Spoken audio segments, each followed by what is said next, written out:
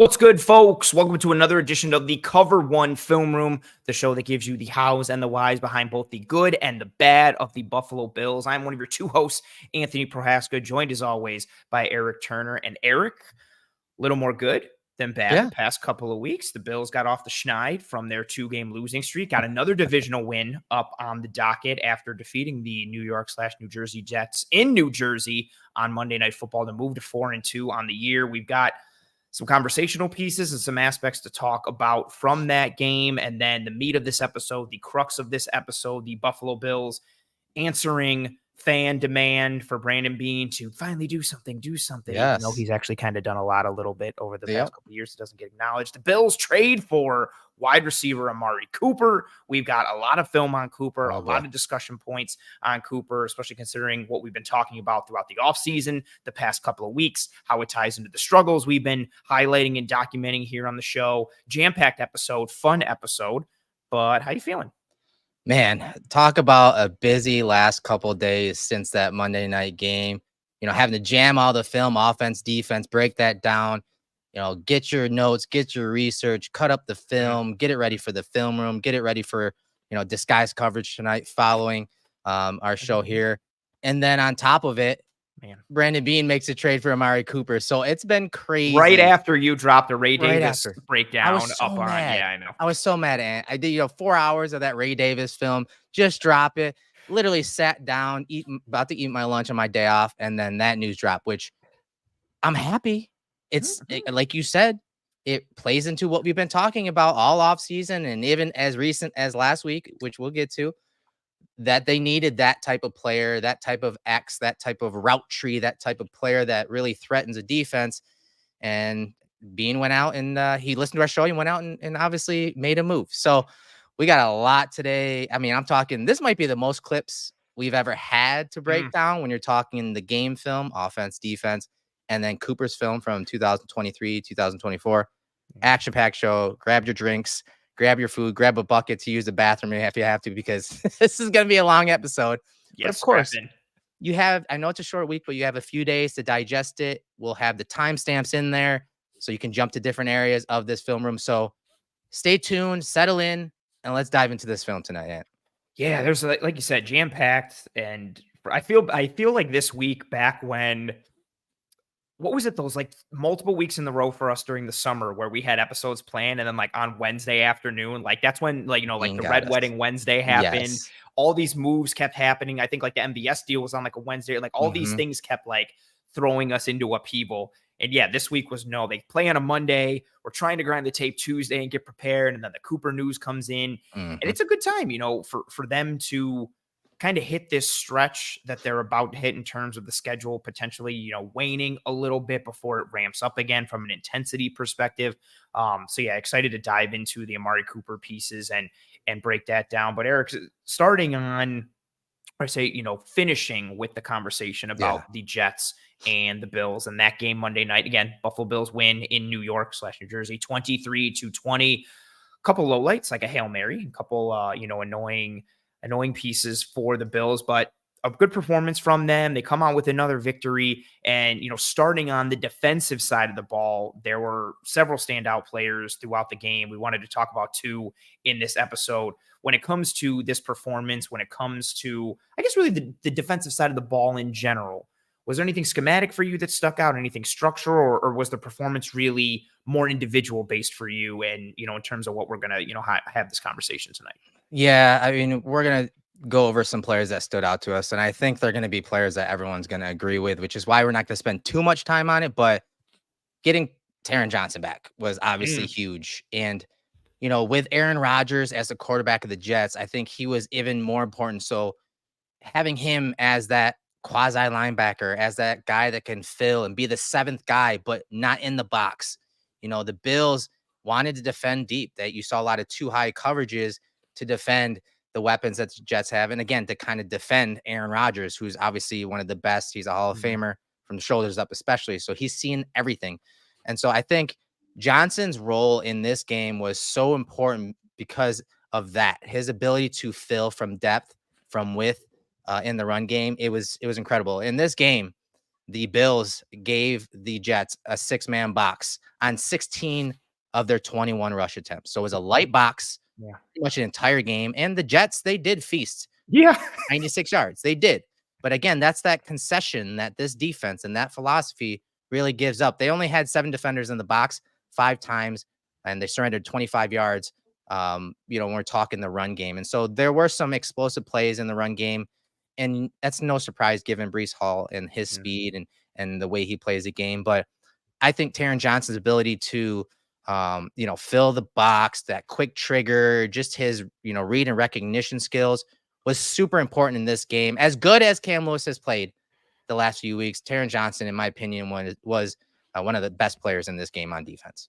Yeah, he was one who I think, even if you're not watching the game film, he stood out on the broadcast with how he played. And he was one that I made note of during the broadcast to really want to dive into a little bit more in the tape and just kind of seeing what we normally see from him being able to fill, their Jets are running counter and he's filling from the backside. He's taking on tight ends and linemen. He's dipping around guys left and right to make plays in space like we'll see here. And just what he brings to this defense from a coverage standpoint and an ability to come forward. Again, we can't say the quasi linebacker thing enough. He plays like he's, it feels like he plays like he thinks he's Tremaine Edmonds' size, or like he's built like Dorian Williams, where he's just a huge monster, and he's not. But his mentality, his skill set, and his play style allows him to be an integral part to this defense, who really changes the way that they can operate. Yeah, like you said, man, he triggers on this play on the perimeter. Something the Jets did a bunch is they attacked on the edges, and Taron Johnson again filling there on the edge, but also filling us inside. Again, there's basically 6 in the box here. Douglas is just outside the box with the nub tight end set here. But watch Taron Johnson to the top of the screen and how he fills and somehow beats the block by the wide receiver out there. Yeah. He's able to get inside and fill that gap. And they're trying to come right downhill on the Bills right here. They're coming right downhill on Bernard. So Taron Johnson filling from that width and beating that block. And in order for him to beat that block, he's got to recognize it. He's got to see it. And he did. So he pulled it. He, definitely pulled that quick trigger and got downhill. Yeah, his quick trigger, the play recognition, the processing, it serves him so well. He's not just a physical player with the physical tools and traits and skill set aspects. It's the football IQ that he brings. Erik, the past couple of years, we've talked about him on this show being one of those vocal leaders on the team, along with Hyde, along with Poyer. We've showed clips in game and in practice of him kind of going over things schematically and structurally, and having him alongside Terrell Bernard at that second level, it feels like it just really brings everything to a nice cohesive aspect and layer and level with this defense because of how cerebral they are, but also kind of how they mimic one another in terms of their triggers and their play styles and what they're able to do. He had a couple plays like this where he was just meeting Breece Hall in the hole while, acknowledging and taking on, the crackback block or taking on a tight end or lineman. Like, this is a hard play for a nickel, especially against a big body wide receiver like Allen Lazard. And for him to not get driven out of the hole and then get 3/4 of his body front side in front of Breece and kind of just, take the contact and get a piece of him and allow the support to get there as well. That's a really heady and physical play. Yeah, it's great to hear national media types talk about him. Dan Orlovsky, Darius Butler talk about it, talk about him as a nickel defender and how important he is to this defense. We've said it for years. We agree. Totally agree with that. But another guy that stood out to you, why don't you throw out someone that, maybe you want to spotlight or highlight when it comes to the defensive side of the ball? Oh, I think the other one, really Taylor Rapp. He along with Ray Davis had my game balls for this one, and even just really making that open field tackle on Breece Hall and the huge explosive run, but then multiple plays in this game that really kind of stemmed the tide. The pass breakup late. This one I thought was great with his mid-play communication to Douglas to take Conklin on the corner route with the smash concept. You highlighted Garrett Wilson's track here. I love this route from Wilson. He almost like snag and go. Yeah, it's beautiful. Like he's selling over, like he's going to run the drag. And right when Bernard, who's that wall player, steps, kind of upfield to take it away, he stabs, gets upfield.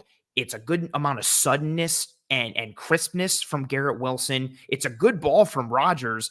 Hamlin and Rapp both meet at the ball at Wilson. And it's a good play, from, again, Hamlin and support, but it's Rapp being the one who dislodges it. He puts that shoulder and that head right on the hands, right on the ball, lodges it loose. Wilson feels it a little after this one. He stays on the ground, but this was really good processing in addition to the physicality. He's reading it the whole way, communicates to Douglas, and then drives and closes with violence. He's another guy who returned from injury and made a huge impact in this game.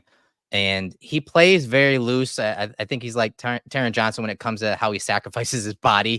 He throws his body around like he's not going to play another down in the league. And he's got that. He's starting to get that enforcer role. I don't think he's had it since he's been here quite there or consistently.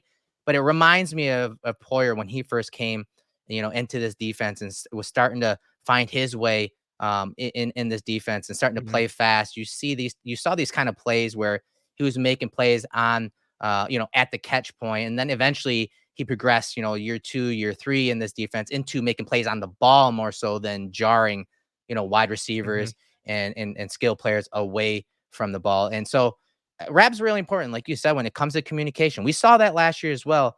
But here's another, again, another too high look. You see the Bills playing some of their, banjo type coverages, their zone match coverages, where this guy's coming across, so Bernard's going to take him. And then now with this bender route, you got to see those two high safeties kind of make a break on the ball. And Rapp does a great job of doing that. And once again, lodges the ball loose from that tight end. And this one, again, like it's the physicality and the violence, but also the technique. Like he brings his body and gets his chest right on to the tight end to kind of bring, that physicality, but he gets that play side arm, that right arm in between to be able to punch through the hands, to punch through the ball. So it's violence and physicality, but there's also technique involved too in dislodging this ball. And with this play and the last one, just to kind of add another layer of emphasis to it, it's hard to make any type of forceful hit in today's NFL. I like both with this one and with the previous one. I was just like holding my breath, waiting for there to be a flag because it feels like anytime someone especially gets this popped, game. Yeah, especially this one. This drive had like 75 flags on it alone. It's hard to actually, kind of lay the wood and knock dudes down, knock them out. And so for him to make a violent play here and on the play before, but within the letter of the law of today's NFL, that deserves, another kind of couple feathers in his cap and kudos. This one was just, it was beautiful to see. He triggers on it. He closes. He reads it the whole way. You can see as the tight end starts to bend, he's already driving on it. Once Rodgers starts his windup, Rapp is already triggering. He's already closing. And then it's not just, okay, let me try and run through the dude. It's let me put the hit on him, but also go for the ball. So it's smart, it's violent, it's technical, and it came in a huge moment with this being the drive that effectively ended the game for the Jets offense and really helped seal things for the Bills to win. Yeah, talk about huge moments here. What about this interception by Taron Johnson? The Bills roll into that Tampa 2 inverted 2 coverage and just the fluidity, the recognition, the last minute processing of, hey, we're in single high, and then you see them change, the call right there. Look, the communication right there between Hamlin, Taron Johnson, and everyone just working on the same page. They're showing single high, but then of course you see Taron drop out to the half, you see Rapp drop out to the half.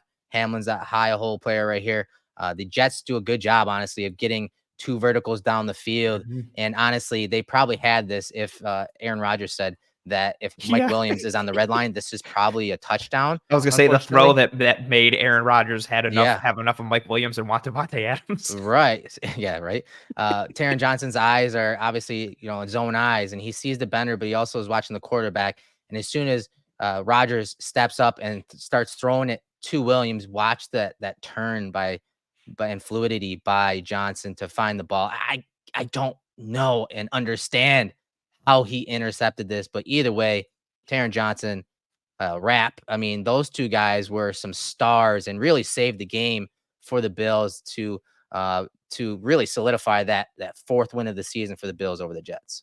Yeah, it was nice to see for the second week in a row, a player returning and having a significant impact. Bernard, in a losing effort, made a large difference for the defense last week against Houston. And this week it was Rapp and Taron returning from injury, making a play. And you have Jets receiver there highlighted. He's bending, he's breaking inside. Hamlin, I think, does a really good job here, turning, carrying him vertical through that middle third.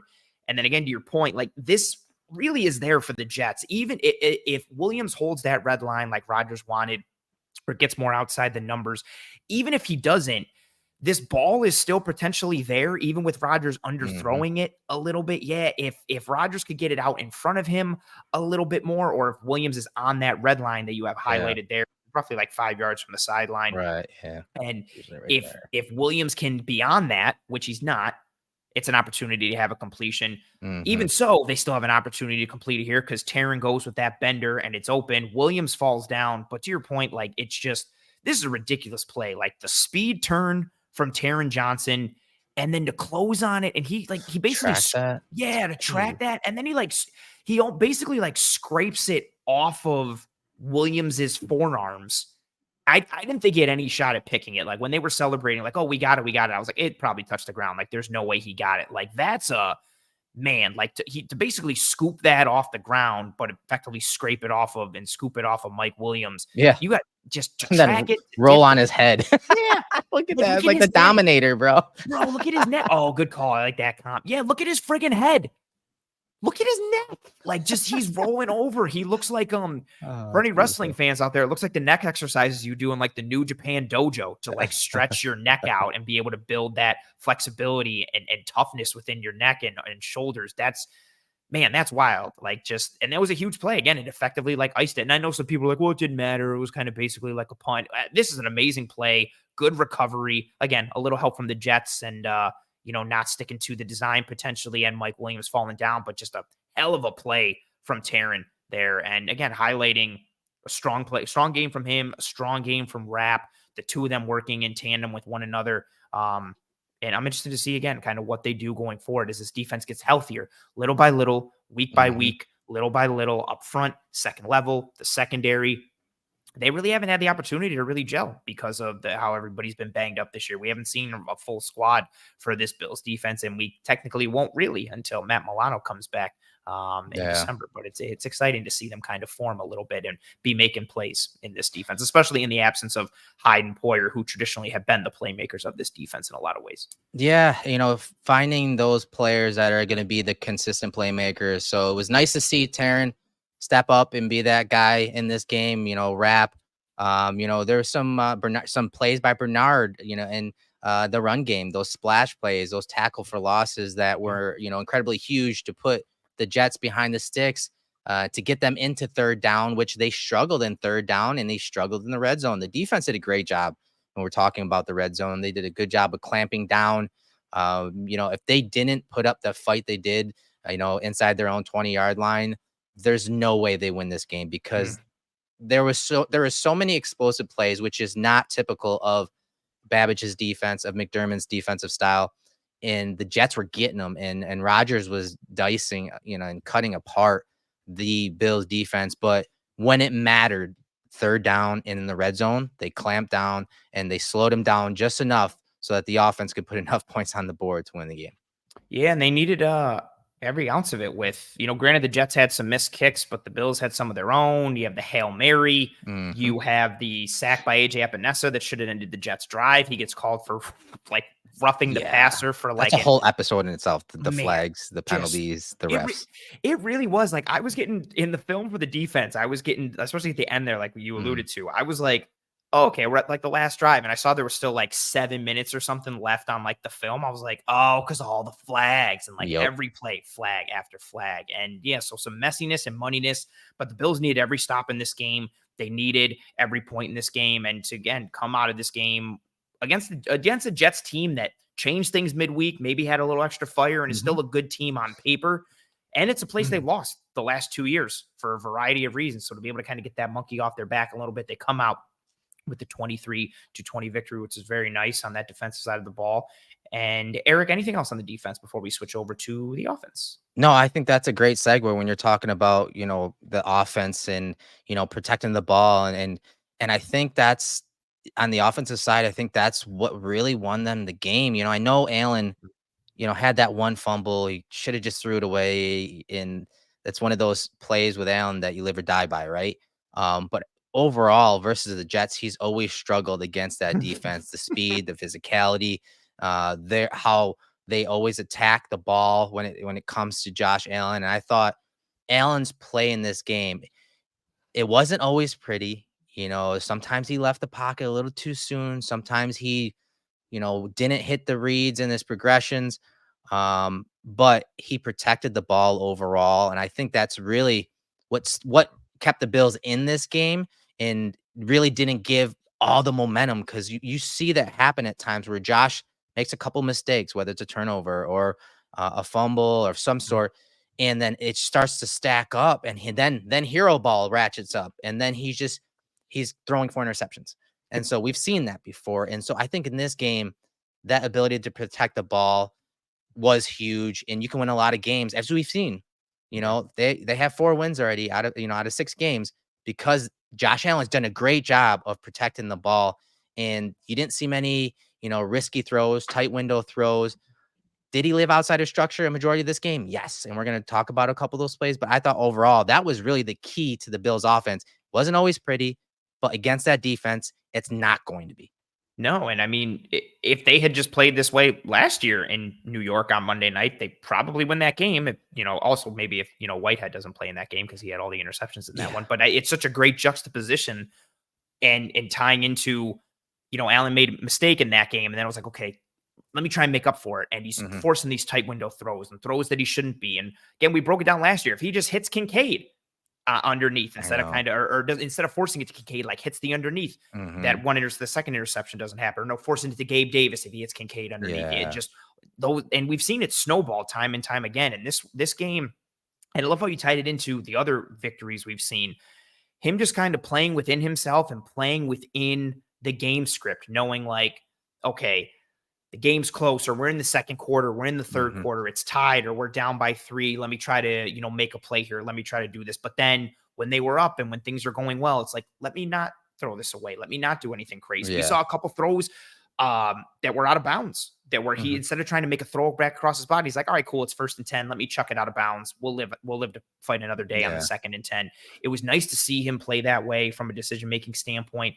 And then when you pair that with, and this is the key, very key point, you're able to pair that with a good run game. It's easier for Allen to feel that way when you're moving the ball in other ways. And it's like, okay, you know what? I don't have to make a play, because on 2nd and 10, I'm going to hand it to Ty Johnson or Ray Davis, and we're going to get 6, or we're going to get 7, or maybe we get, all 10 and we get a new set of downs. Right from the get-go, the Bills smashing the Jets in the mouth with the run game, just creating displacement horizontally, vertically. We're seeing some duo work. We're seeing some tackle pull stuff working. They're getting push on mid zone. Good combination blocks from Torrance and Spencer Brown. Good technical seal work from McGovern and David Edwards. Dawkins ratcheted up in this game because he hates the Jets and multiple players on it. And Ray Davis, Erik, you talked about him last week, and we've talked about him starting, as soon as he got drafted, how he kind of fits with this version of the Bills and how his play style and running style fits. And maybe it was just a little bit coincidental with James Cook being out for this game, but the mentality and the play style that Ray Davis brings fits so well for this game, given how the Bills needed to operate on offense overall and how it helped kind of insulate Allen given his struggles against this defense previously. Yes, a solid run game, a physical downhill run game that is creating displacement, takes pressure off of Josh. Ray Davis in the run and the pass game took pressure off of Josh Allen. Look at the displacement on this mid-zone run by Torrance and Brown to the next level. Look at that cutback and the decisiveness. If you're interested in watching most of his carries from the game against the Jets, I did a breakdown on Tuesday morning of a bunch of those clips and breaking down the concepts and why it was important to the Bills offense to come out and set the tone. It's what we talked about to end last week's episode. That was the key point. Who's going to control the line of scrimmage? And the Bills came out and set that tone with their offensive line, with those run calls, with Ray Davis, as we see here on this mid-zone run. They ran everything. They ran mid-zone. They ran dart. They ran, Josh Allen at time. Like they pulled everything out of the bag when it came to the run game to control the game, the tempo, but also to control Josh. And I think that really, it really ended up being the answer that the Bills needed against that Jets defense. And it was nice to see, from a schematic standpoint and a philosophical standpoint, but also individually, like we've seen Quinnen Williams, and we know all too well, like his ability to like game wreck in general, but especially against the Bills. He did it multiple times last year. They controlled him largely for the majority of this game. He had that nice kind of fake up field, spin back play on Allen later in the game. He blew up McGovern on one run, I think in like the second quarter. But for the most part, they controlled him like they controlled the entirety of the line of scrimmage. This one, so the first one that we showed was one of my favorites because of how, Torrance and Brown work together and Brown washes his man out. This one I really love. We keep seeing the tight split, or the wide split, I should say, from Dawkins this year and what that kind of does to defenses. And in this instance, we see the tracks of the Jets that you've highlighted here. So Quincy Williams, 56, he is lined up initially in that B gap bubble, but we get a little game up front for them. So he shoots that A side gap. We have the 2I shooting the far side A gap against Connor McGovern. And then you highlighted 44, that's Sherwood. He's scraping and fitting. That's to keep him clean, right? Absolutely. So they slant in front and they stunt in front of Sherwood. So ideally, in a perfect world for them, 44, Sherwood, he's nice and clean. He meets Ray Davis in that B gap bubble. Right. And then cool, sticks him, makes the stop. But you highlighted O'Cyrus Torrance. Watch him climb to the second level, chase down Sherwood, and then gets the piece of him. Ray Davis sees it, puts his foot in the hole, and look at that beautiful alley. We've got a seal from Torrance doing enough to obstruct Sherwood. We've got McGovern and Edwards putting their dudes into the dirt. And you've got a nice, clean runway for Ray Davis. Seal here and a seal there. Beautiful. Nice. Merrill Hodge for you. Nice. All right, I like that little edge NFL matchup action back in the day. I like it. And then a little icing on the cake with Ray Davis putting his shoulder down and going through Chuck Clark and Sauce Gardner and almost ending his way into the end zone there, just running behind his pads. That matters. All game. Yeah, 1,000%. That, and the mentality behind it for an offense, but also from a defense. Like we talk about it all the time. When you get run on like that, it sucks your soul out. When you're taking these type of hits as a defender, when the running back is the hammer and you're the nail and you got to consistently scrape yourself up off the turf, it wears you down mentally and physically. And yeah, look at Spencer Brown. Watch Spencer Brown's hands because he thinks the touchdown happened, but it's also like a little like he just trucked two dudes. And basically Ray Davis tripped over their carcasses. And that's what stopped him from falling into the end zone. Yeah, no doubt. And honestly, that was the plan of Brady and Cromer when it comes to the run game is make those corners tackle, make Sauce Gardner tackle, make Reed tackle, make the backup slot or nickel corner tackle, because that is something that teams have done. And, especially and specifically Sauce Gardner, that dude don't want to tackle. He does not want to tackle. Ray Davis made him miss a couple of times. And then you saw that punishment on the back end of that play. Just great stuff when it came to the run game. Bravo to Aaron Cromer when it comes to designing that run scheme and those run concepts. They did a great job. But let's throw a little passing play here outside of structure to Ray Davis. This is that H wheel call that I highlighted prior to this game. Now Josh does play outside of structure here, but it was that physicality paired with these outside of structure, explosive plays down the field in the passing game that really stood out. So Anthony, real quick, backside of this play, it's again 3-by-1 set. Usually get a curl here. You get like a swing rail by the running back to the top. You usually have a return by Shakir, but he also has the option to hook it up right there, which he does. You have a dig, usually 11 to 12 yards by Kincaid. And then usually this is a go route, but he can also hook it up and stop at the top of that. So to the top, it's H wheel. To the bottom, it's Y follow. Your Y right here is Kincaid on that play. And so usually Josh in the offense reads to his left, to right. So he's looking to that side, to the top of the screen. That's usually the man coverage beater. And Josh, honestly, it's a smart move to move on the progression. But I think Josh has this right here. Yeah, I was thinking the same thing. Yeah. Now, it's not his first read. I know that's a conversation right now. It's not his first read, but you see in the progression, he has Shakir here. He doesn't throw it. And luckily, he is able to escape the pocket here and escape out of his own end zone. There's obviously a penalty called against, Kincaid, the guy over Kincaid. But Josh somehow makes it work, man. Gets towards that boundary. You see Davis coming all the way across the field, and you see the big throw and catch on the back end of this for the explosive play. This one is such a good yin and yang of Josh Allen a little bit because this play is awesome, but I found myself being frustrated because this is a very low probability play and it works out, which is awesome. Hit Shakir, man. It's 2nd and 10. hit him right there. And you highlighted the track, like Shakir, if he makes that catch, he can turn upfield. You probably think at least he's getting 5 yards, but maybe he gets 6 or 7. Maybe he breaks the tackle like we've seen him do. Catch the ball, get upfield a little bit. I know that defender is closing down through Kincaid, but if he hits Shakir on time and in that spot, it keeps you on schedule. So I was a little annoyed with that. I guess I'm be kind of a Debbie Downer or a negative Nancy for that. But it's true. It's true though. Appreciate it. Yeah, and so I wanted to hit that, but then he ends up making this ridiculous play to Ray Davis, who I love Davis working back across, and you can even see him like just waving his arms the whole way, like Josh, I'm open, and you could see it right there. Yeah, his hands are up, and he works the space. This is a really good play from Ray Davis, and you even see Quincy Williams, who's trailing him, kind of like starts jogging a little bit, because if you're thinking like this isn't going anywhere. Like Allen's rolling to his right, like he's got to throw it upfield. Davis has to get there, and they shut it down initially, but great hustle from Davis, great perseverance to work all the way back across to get into Allen's field of vision. A ridiculous play from Allen, who continues to make these ridiculous throws, rolling to his right, close to the sideline. And Davis kind of maybe jumps when he didn't have to and double catches it, but it's awesome. And man, what a crazy play for him. And I think that helped him between that and the rushing yards. They showed some stat during the game. I think he's like only him and Alvin Kamara are the only 2 running backs this year to have like 50 rushing yards and 50 receiving yards in the first half of a game. So that's some pretty cool company for Ray Davis to be in, considering this was kind of like his first quote unquote start technically instead of James Cook. All right. And to the final play of this breakdown, this is our easy loan auto sales, making it look easy. Play of the game.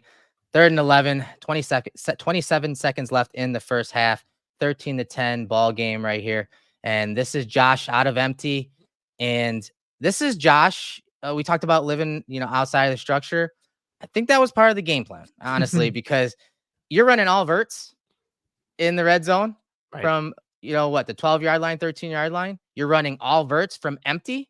I mean, you're not leaving many opportunities for Josh here. And they did this multiple times, including, touchdown plays, even the Matt Collins, and so Josh doesn't have much here. And he's got a couple, basically, middle defenders right here, pretty much calm spies. They're not going to let him rush, into the end zone for the touchdown. He somehow breaks the pocket, gets outside.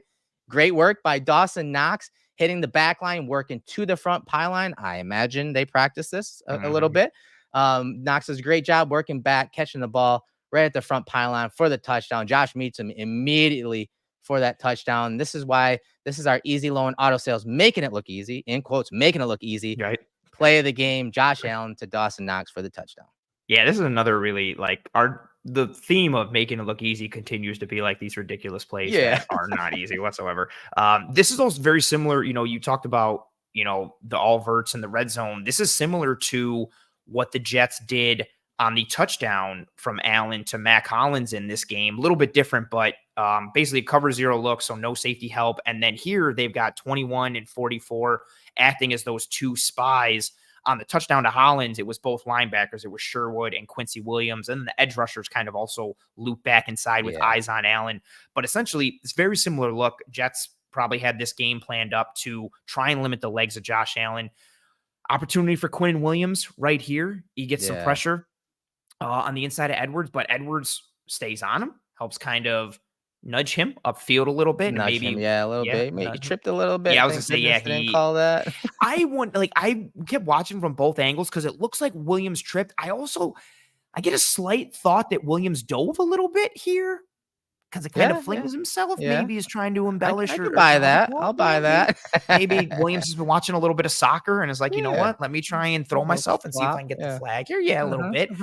Allen avoids that, steps up, and then that move, bro. He steps up in the pocket. He steps up and then under the arm. And then to have that happen on Clemens, Deion Dawkins is, Deion Dawkins is arguably like his arch nemesis. Arch nemesis. That's the word. Yep. Like he steps up, and then under, rolls to his left, fires a dart to the front pylon, reminiscent a little bit of the front pylon dart to Khalil Shakir against the Chiefs in the divisional round last year. Just a ridiculous Houdini play from Allen. And I like what you mentioned too about, this kind of being by design and then practicing a little bit. You can see it from the sideline angle when Knox turns back. Like Knox is looking, he's watching Allen. He knows Allen's in scramble mode Yep. already here. And so Yep. Allen is about to step up and through Clemens.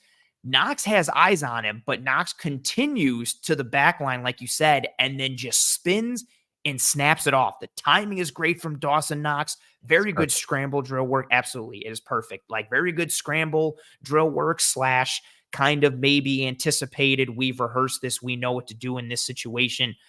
So really good work from Knox, really good work from Allen in this making it look easy, quote unquote, play of the game from the Buffalo Bills. Yeah, good stuff. I love your point about Knox recognizing that. And the best thing about this is, he sees Josh in trouble here and he's chest to chest with that defender. And he doesn't just turn and go this way. He works to the back line, turns his back, and then works to the front pylon. I think that sells it even more and really doesn't give that defender the clue to recognize this and jump it. Just like you said, perfect timing. I imagine if you're running all verts in the red zone from empty, you're practicing scramble drill mode. And I just think this is it's too perfect not to be something that was orchestrated sometime in practice. And Josh running over to Knox, you heard one of the sideline reports talking about Knox being frustrated about his role. It just was too perfect. And the timing was just money when it came to Knox, working that back line and moving back to the front pylon. Just great stuff from both those guys. And thank you once again to Easy Loan Auto Sales for sponsoring this segment. Absolutely. And just one last quick point. I like that point a lot from you of like, it just makes so much sense in this instance. You're being carried upfield. It's cover zero. It's man coverage.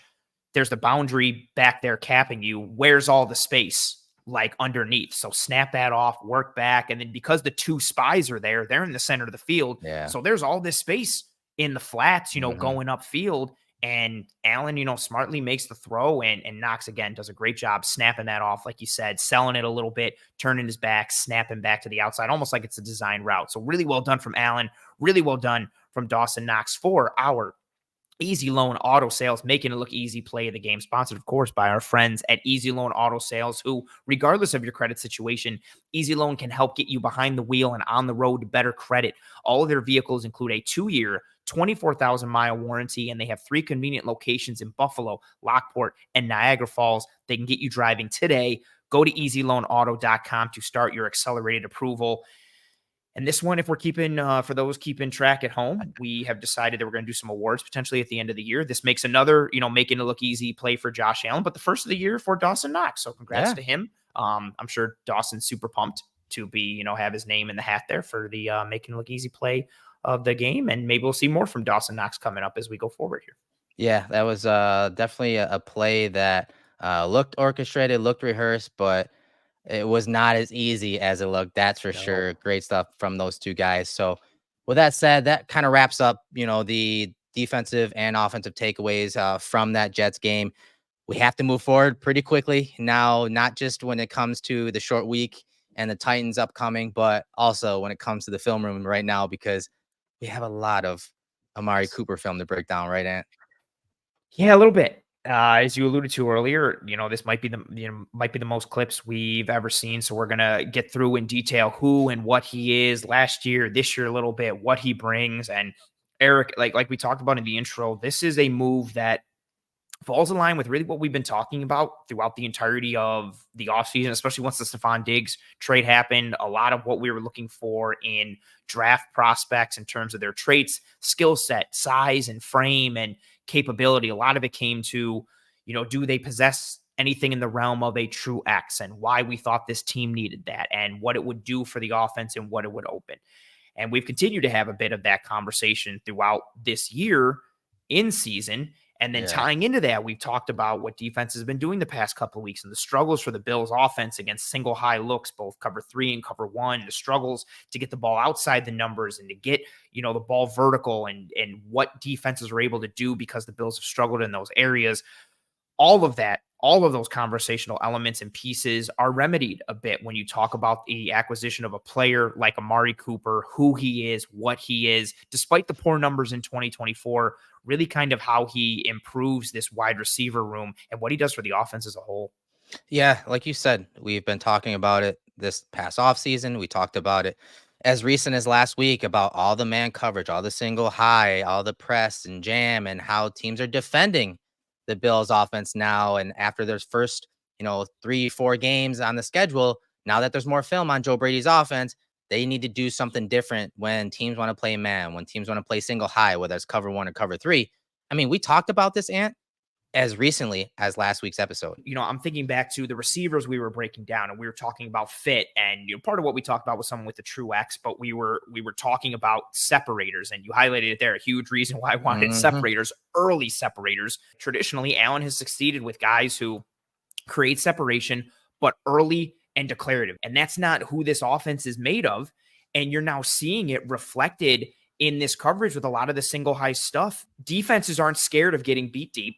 They're not scared of getting beat in one-on-one situations on the outside. Outside the numbers, they have a negative 5.8% completion rate over expected this year, which is 25th. They have a 33.9% success rate passing outside the numbers, which is 29th. And then if you factor in things deep, it gets even worse. Getting the ball outside is a little tough. Getting the ball downfield is a little bit tough. And we're seeing that reflected with the coverages and the space that defenses are choosing to take away, and also how it's impacting the run game, which is also a big problem. I mean, pretty much nailed it, right? That was a very good edit by you. Everything synced up very well. That's a major kudos to you. Well done. Brandon Bean, I'm telling you, he watches the show. He heard us, and he heard us. I wouldn't doubt it. No, everything is it's clear as day. When you listen to those numbers, when you see the film, whether it's the Bills film, but what Cooper is also going to bring to this offense. And, the Bills, I think, quickly realized after the, especially the last 2 weeks, when these single high teams from, that coaching tree that we talked about last week, that they can't just rely on 50-50 balls and leverage throws and back shoulder throws as the outside production. And as good as Coleman may be down the line, as good as the double moves that got Matt Collins open down the field in some of these plays, that's not the world that you can live in. And in order to win outside, which we're going to talk about a bunch, you got to have a guy that can not just threaten deep, but run the entire route tree. And there's no doubt Amari Cooper has done that throughout his entire career. He's got the entire route tree of a true X wide receiver. I do think he's lost a step here or there, but he's still an impact player. And he's the type of player that if you put at X is important because a lot of times you're on the backside of those 3-by-1 formations. You have to be able to run the slants, the ins, the outs, the goes, the hitches. You got to be able to threaten all three levels. You got to have releases against man versus zone versus press versus off. And dude, when you guys watch this film with us tonight, you're going to see he can do everything when it comes to every layer of that route tree and the nuanced route running that the Bills do need in this offense when teams want to man up or when they want to play that single high cover three, zone type play. He's got the moves and the sauce to beat those coverages and to beat the defenders that line up across from him. Yeah, we talked so much about that X role, and you highlighted several of the components there, and just his ability he can win with his release. He can win in the stem. He can win on the break. He can run any route that you want. And you tie that in with just offenses in general, but especially this offense and the run game. And okay, cool. You want to walk down more defenders into the box? I'm almost cool. Yeah, hey, you want to go trips? Cool. If I got Amari Cooper in a one-on-one, there's a good chance I might just look towards Amari Cooper. And I like how you mentioned, in terms of, where he is in terms of like step and how he is. I feel like 2024 Amari Cooper versus 2023 Amari Cooper. It's crazy. Yeah, and I don't kind of put it out there because I know a bunch of people are going to make the comment as they did on Twitter a bit. I don't know if it's, he's frustrated there and it's manifesting on the field, or we can only do what we see on film, right? We 100%. Can only, make our opinions and thoughts based on film. And that's a huge point. It's a huge point. This is our niche. We're in the film room. We talk film, we break down film, we interpret film. We don't know that if he hated Watson, which is something that's out there.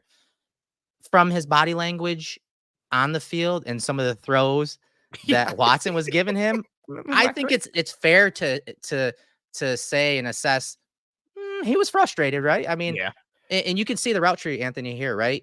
This is his 2024 route tree. Not much success in that route tree. Yeah. And, you could see, again, that on film, there's a lot of miscommunication. Some of his Mhm. route running was lackadaisical this year. We're going to show Mhm. some of that. Yeah. I do think he needed a change of scenery. I think that was pretty obvious when you just watch his film and body language Yeah. because he dealt with a lot of off target throws. And that's why, me, you, and Aaron Quinn always talk about catch percentage and catch, rating, like Mm. not using that as a statistic because it only basically measures how often a target to a player Yeah. is converted into a reception. It doesn't measure if that target was even on target.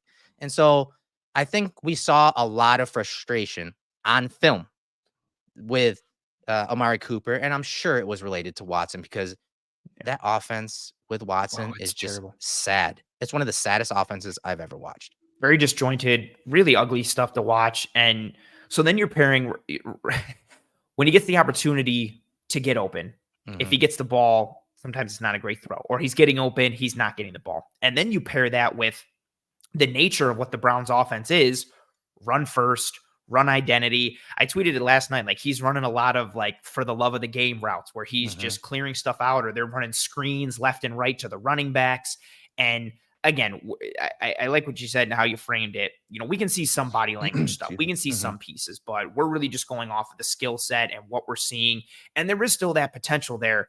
But I think it's important to note, because I see a lot of people posting the highlights from 2023 and being like, man, look what the Bills just got. I don't think what we've seen thus far in 2024 is the same 2023 Amari Cooper. I agree with that. Maybe it is because he's depressed or Yeah, he's not happy in that that mental offense. Like, matters. yeah, It does. 1,000%. Yeah, and that's why, I know we was kind of led into the question, today at his presser, but he said, yeah, being traded invigorated me or motivated him. Like, I get it. I mean, he has 6 drops, and drops have kind of always been in his repertoire. These are going to happen. But some of them, not this one necessarily, but some of them are just like he didn't really even try, to make a catch, even though it was a back hip type ball. But there's a lot of this on film too. You see him run this stop route. He makes it look like to the top of the screen, makes it look like he's going to release outside and then stop. And I want you to watch his body language, watch obviously where the throw is. And a lot of people are like, oh, that's a terrible throw. Yeah, that's a bad throw, but it looks like it was a Communication. miscommunication based on Mhm. the location of that ball. But now watch Cooper and then watch the sideline and the coaching staff.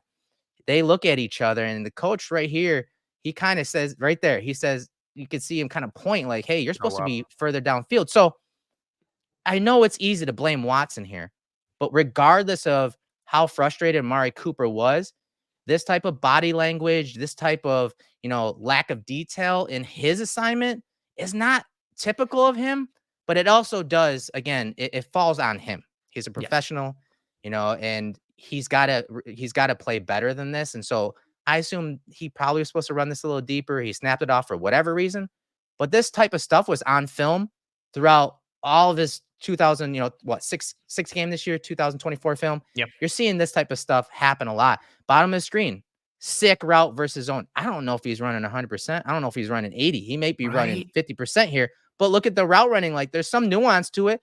But then once he breaks inside versus zone, ball's on him and there's a drop. He gets lit up. It's intercepted. This type of stuff has happened this year. And again, yes, it falls back on Watson a lot of times, but we got to put some responsibility on Cooper, the professional wide receiver of the Browns, now on the Bills. Absolutely. And I think the body language from the previous one with the miscommunication, you kind of would see that in almost every game you watch this Yeah. year. When you kind of just get that slow turn right here where he's kind of just like, it goes over his head and you can see him just slow turn, look to the side, and then just, oh, man, like you can see that frustration, and you even see the arm Right there. from him there, like kind of being like, well, I don't know, or like I did Yeah. this, or Yeah. you see that. And again, it's also not. Brandon Beane talked about him today in terms of his professionalism, his work ethic. But this is a guy who was extremely successful at Alabama under coach Nick Saban, who does not take mess from anybody. And It's here's true. some quotes just of Nick Saban talking about Amari Cooper when he was at Alabama. He just played fast. He was a worker. He was a grinder. For a talented guy, he never really ever expected to be treated like a talented guy. He just worked and was very productive and never had any issues with him. He did things the right way. He was very quiet, very to himself. And sometimes people misinterpret that a little bit. But every time I ever had a conversation with him, to him, he listened and he was eager to learn. He was not arrogant or anything like that. He's always been regarded as a tireless worker. And even, the previous play you just showed against Washington, he catches that. He gets popped hard on that play, but he still falls forward for a couple extra yards. And then he feels the pain. Like, seeing that kind of lackadaisicalness or that frustration, I do think it's a bit uncharacteristic for him. And again, maybe it's the situation, the change of scenery will invigorate him a little bit, like we talked about, and like he even spoke to. But I do think that's a great point from you. At the end of the day, you still got to come to work. You still got to give 110%. And I hope that's what it was, because I didn't see that same level of juice this year that I did in 2023. And I'm hoping it's not because he actually lost a step or because he's heavier or maybe he's got some nagging injury that's holding him back. Aging. He's 30. Yes, he's got a lot of miles on the tires between a Alabama, lot. between the Raiders, between Dallas and here. But this is a dude last year who balled out with Joe Flacco as his quarterback, a quarterback that was able to play on time and in rhythm and in structure. And again, even if what we saw in 2024 this year, even if it is a little bit diminished and he did lose a step a little bit, there's still a lot to be excited about because of how professional he can be with his route running. And hopefully, that change of scenery boosts that back up a little bit. Right. And we're going to go through every level of, releases, drive phase, catch phase, all the route running stuff with the film. But let's go back to the video that we started this entire, discussion about, and his route tree. You see it, according to True Media, you see there's not much success this year, but the Bills are hoping to get this type of route tree from Cooper. This is last year, 2023. Now, he played with multiple quarterbacks last year, right? I mean, some of it was Flacco, some of it was Watson, some of it was PJ Walker, right? Last year.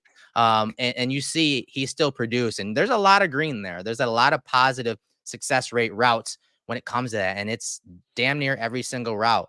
And this is what the Bills do need.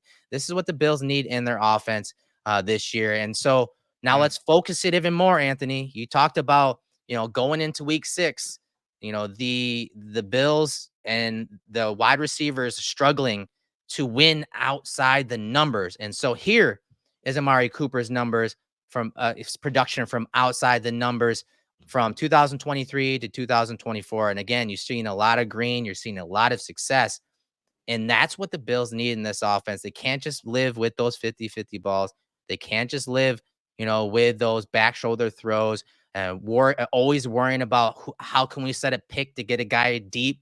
This is the type of route tree that they need, the type of player they need to win. Like you said, one-on-ones, and a lot of defenses aren't respecting the Bills when it comes to that. And, one other thing on top of deep and on top of outside the numbers is versus press. And so I had one of our buddies, Andrew Stasel, pull numbers looking at Diggs and Cooper, and just to see how productive they have been in press versus over the last year and a half or year and a quarter of the year. And you can see the numbers are pretty similar. It's something the Bills dealt with a lot last year with Diggs' press. We talked about in a film room last year. You're seeing over 21 games, Cooper is faced press on 304 routes. He's got 76 targets, 41 receptions, 696 yards, 4.2 yards after catch per reception, 4 touchdowns, and he even drew 5 penalties opposed to Diggs' 0. So all of these things, Anthony, they all factor into why Bean went out and made this trade for this offense, for Joe Brady, his offensive coordinator, and for his franchise quarterback, Josh Allen. Yeah, it's really a move that raises the whole floor of the entire wide receiver room just because of what he opens up for this team schematically and from a skill set standpoint. And you have, highlighted here now, these routes versus press, and look at kind of the company that he's in there with Wilson and Chase and McLaurin. You're looking at a lot of these names, and this speaks to a lot of, okay, is he getting press? Is it, because they're trying to bracket him, or there's a cloud corner and there's somebody over the top, giving kind of that attention because that's the attention he commands. But he has the ability to beat that, whether it's man, like you talked about, or zone, or it's a true press and he's getting jammed at the line, or it's a soft shoe and the corner's mirroring him and he has to beat him off the line. How he operates, his footwork, his physicality combined with the technicality. And again, this is, you know, a big dude. For reference, Stephon Diggs is listed at 6 foot, 191 pounds. And you look at Amari Cooper and he is listed at 6'1", 211 pounds. It's a big dude. And you see that on film. Yes, you do see that. Like how he plays going into contact, how he moves. He's got some of that.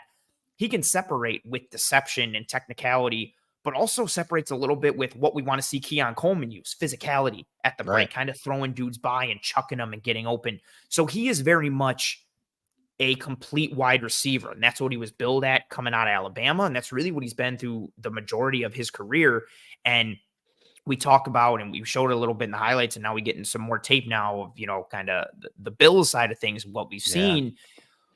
Defenders, and in this particular instance, a corner up in press. You know, you've got Stingley up on MVS there at the top, and this is an element where defenses, again, because they're not threatened vertically, they're not fearful of anybody getting beat on the outside one-on-one or vertical one-on-one.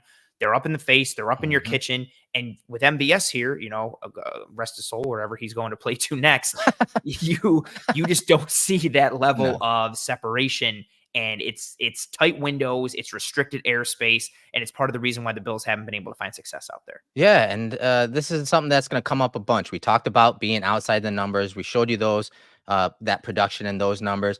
But this is something that comes up a lot. 3x1, you have a solo receiver to the top. That's your X. That's your guy. He's on the line of scrimmage, and that's important. Those release packages that we're going to show with Cooper, it's important because you're going to see press. You're going to see press jam because you're on the line of scrimmage. So you have to be able to win at the line of scrimmage and get off a press. And now it's not a bad release by MVS, but at the top, he's not able to, you know, use his hands, use his length to create separation. And the thing that really pissed me off, he didn't come back for the ball. And so that X receiver route tree is going to be important. It's going to come up a bunch when we're talking Amari Cooper. Bottom of the screen, again, 3x1 set. He's a solo receiver. This is against the Texans. Now he's got off coverage, right? But again, why do you think they're playing off coverage? They don't want to be up in his face because he knows how to win, especially quickly in the low red zone. So they play Stingley off, the same defender. And what does he do? What does Cooper do? Again, releases, shows a little change of pace, which again, we'll talk about a bunch. And he is able to beat Stingley at the top of the route. But then you talked about the size difference. Look at, and you'll see this a bunch. It's tough for Stingley to work through Cooper on this play. And so again, we're going to show how he wins. Cooper wins at different levels, but the X route tree, the ability to be a one-on-one receiver, to win at the line of scrimmage, at the second level, down the field as a vertical threat. You're going to see a bunch of it tonight, but this is what the Bills have been missing when you look at their offense the last 6 weeks. Yeah, someone who's a true threat from a one-on-one standpoint or on the backside of those formations.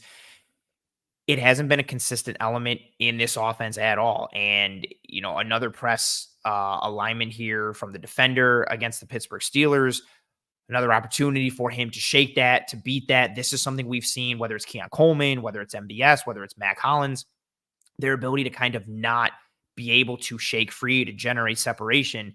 This time a little bit different. You highlighted the track of the safety there, 23, and then 20 is just all over Amari Cooper there. So the safety's over the top. Cooper gets into the defender. This is actually a really good back shoulder ball there from Deshaun Watson. And look at Cooper again. This is where that size comes into play. You talked about it on the previous play against Houston. He's got that ability just naturally to kind of keep dudes from getting to the ball because he's a bit thicker, because he's a bit bigger. He has that true X size to go along with the skill set. It's another element to his game that he just naturally and inherently has because of his size and frame. All right. So let's talk now. Again, keep that stuff in mind when he's a solo receiver, when he's facing press, when he's facing press jam, and all the little things that matter at that line of scrimmage. Here is, again, the Steelers loved pressing him and jamming him. And he's got the size, but he's also got active hands. So bottom of the screen, this is a 2x2 set, but you see those active hands and the aggression and violence at the top of this route. Use the hands to throw by, and he's right at the sticks. He's able to catch the ball there to convert that first down. Again, you got to be able to win at the line of scrimmage. You got to be able to win in the short, the intermediate, and even deep. And you can see how the active hands and suddenness at the top of this, stop route is really important. And this type of route is there all day versus, with the Bills offense and versus the coverages that they see. And he's really good at running this route. You see this a ton in the 2024 tape. And the suddenness on the break is the one thing that I think is still really there from a physical standpoint with 2023. I don't think the long speed was necessarily there this year. You're not seeing him run away from dudes or pull away from dudes, but that Brackets, yeah, suddenness, yeah, that suddenness in his release and on the break is still there. His ability to just put 1 foot or 2 feet in the ground and snap this thing off like he does here. separation. Yes, look at the separation he's creating. You still see this routinely happen in 2024. Sometimes the ball goes over his head or there's a miscommunication, but that element is still very much prevalent in his game. And like you said, that's an aspect that is open all the time for this Bills offense. And we talked about early separators and Josh wanting to see guys open. I mean, this is probably his bread and butter when we're talking his route tree, quick slants. And now he has different release packages to make it look like other routes. But this is his bread and butter. Again, 3x1 set, 3 to the top, solo receiver to the bottom.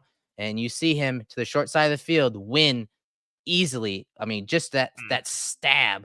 Look at him, boom, right across the face of that defender, and then that separation. And one thing that you're going to see when I show several of these slant routes is it kind of reminds me of like Sammy Watkins. Like the average receiver when they're running a slant is just going to continue across here.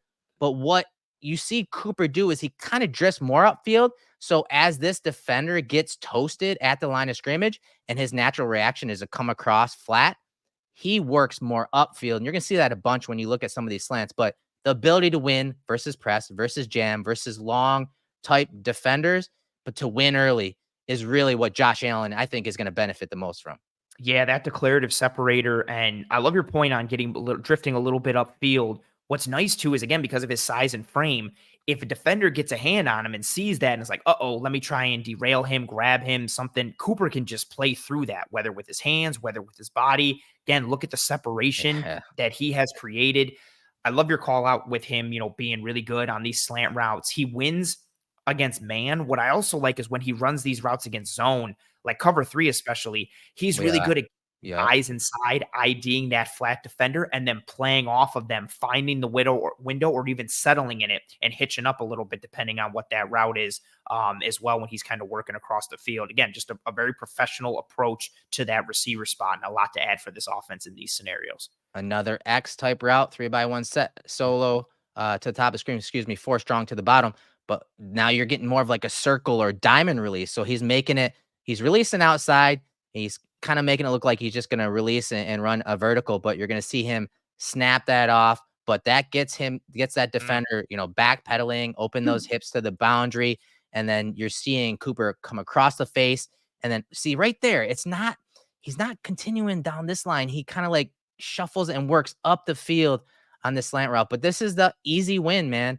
Easy win versus that, man defender to the top, that tight defender. And you just see these type of releases, the diamond, the circle, the stretch release. It's all needed. And that variation in that release package keeps that defender off balance and doesn't let him cue in on the route that's coming.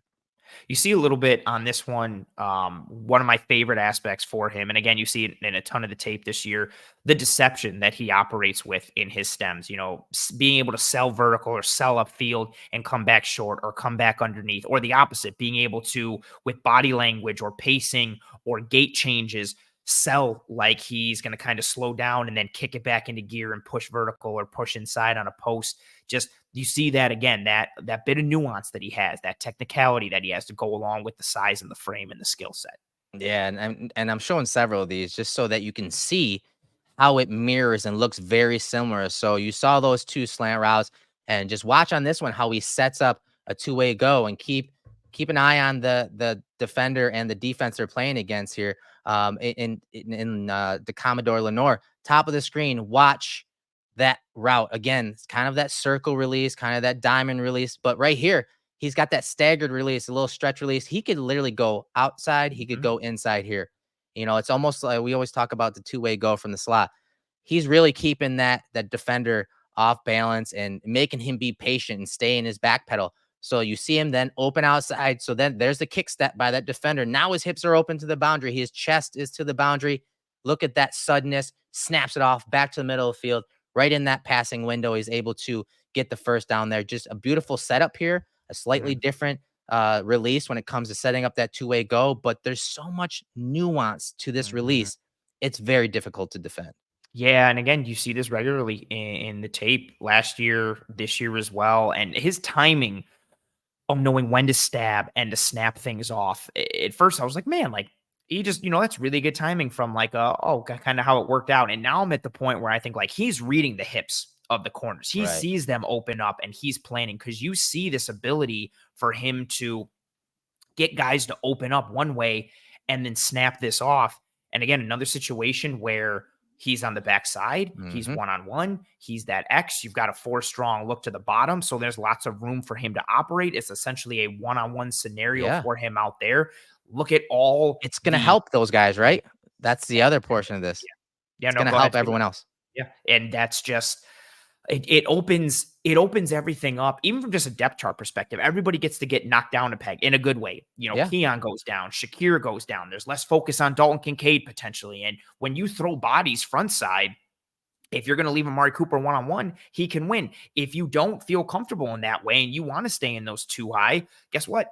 You've got more opportunity to work underneath for Kincaid and Shakir and these guys, or you can run the football. It makes life easier for everybody because of the skill set that he possesses. Yeah, and here's one, he's just mossing the defender. But again, the release is very similar. You kind of get a stretch release, kind of testing the patience of the DB, and then, kind of a stutter go and making it look like he's going to break or maybe even come back across the face like we've seen several times on film. But he keeps it over the top, and the quarterback does a good job of just giving him a chance along the boundary. And I'm pretty surprised. Like there have been, like this year, on a lot of these routes, he's getting pushed in the boundary, and he honestly doesn't hold the red line all that well here. Yeah, that's one of my biggest things for this year too, like him kind of drifting too far to the boundary. He's drifting. He's not giving his quarterback much along the boundary, but you can see his arms extended. So he is keeping, that defender arm's length, and he does a good job of going up and getting the ball here. But again, backside of the route here, and he's able to, work along the boundary and bring in that pass. But the release, it just looks all the same. And this is all the same game. So that variation from drive to drive and rep to rep really had a hand in how he was able to separate at the catch point down the field. I love that point of, kind of this all being in the same game. And you see that in when you watch these games and you chart and you study, especially when he's going up against the same guy, he makes everything look the same. And so you're in the third quarter and you're thinking, oh, here comes the vertical, and he snaps it off on a hook, or he snaps it off on the dig, or it's vice versa where, okay, here comes the slant, and all of a sudden it's a slant and go, and he's wide open, downfield. His ability, almost kind of like a pass rusher in terms of your pass rush plan, and knowing like, okay, in the first quarter, I beat this guy with this, I'm going to set it up to come back later. He does that from a receiver perspective. And again, it comes down to how he prepares, how he works, and just where he is at in his career. And again, same game. But more importantly, Anthony, what defense is he playing against here? What defense did the Bills play against the last 2 weeks? I would say just a lot of single high coverage. Yeah. And look on the outside, and it's one-on-one. And can you win outside? Can you beat your guy? And I feel really bad for Lenore here because he just gets absolutely cooked in his pedal. Yeah. And again, it's slightly different as far as the release goes here. So you're going to see him kind of stab inside here, right here, initially right there, that right foot, and that suddenness. I know this is from last year, but I think that lateral suddenness is still there when he's trying to cross guys up, whether it's outside to in or inside to out. He still has that quickness and that twitchiness that threatens the lateral agility of that defender. And you see that crossover really get the corner here, and you get that explosive play down the field. Again, single high coverage. Cooper feasts against that kind of coverage, whether it's cover 1 or cover 3. And what I want to point out too, like the single high aspect, this is something we talked about last week, right? Like this is cover 3. So this is zone coverage from the Niners.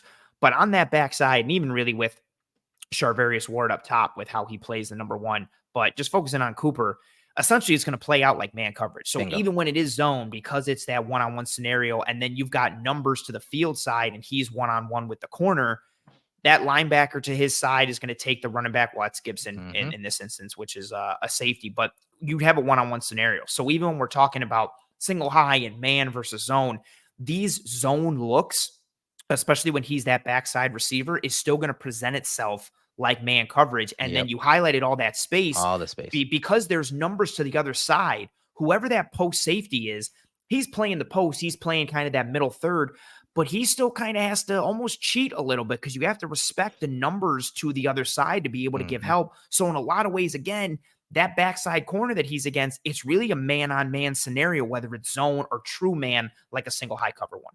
Yeah, and that's why it's so important to have a guy that can not just threaten deep, but threaten early in the route too. So, when they do bail instead of press or play that soft shoe type press, you have a guy that can win on slants and win on ins and win on crosses. I think that's going to be important. So now we get to some of the, 2024 film. Again, tight formation here, something probably that we'll see from the Bills, but it's still 3-by-1, 3 to the top here. And then you have the isolated receiver and Amari Cooper to the bottom, inside shade here by that corner. And it doesn't matter. Off coverage, shaded inside, still one-on-one. Look at the timing, the rhythm, the patience, and the snap and suddenness on that slant route for the touchdown. Yeah, I love this one. This was a good battle. I think Deonte Banks is a really good corner in this league, and these two battle. And I really think for a lot of the day, Banks kind of had him clamped a little bit, but Cooper especially got his near the line of scrimmage, right? Like Absolutely. Some of those slants that we just showed, Banks did jam him pretty good and didn't allow him to cross the face all that often. Absolutely. And when, even there's a couple plays that Cooper had in this game that he made, but Banks is all over him, or Banks would really stalemate him at the collision point on some intermediate routes. This is a good win for Cooper here. The timing of it, how he just comes off the line and sells, hey man, it's going to be a run. I'm taking it easy. He even peeks inside and again, almost kind of just lackadaisical in a good way, but it's the deception.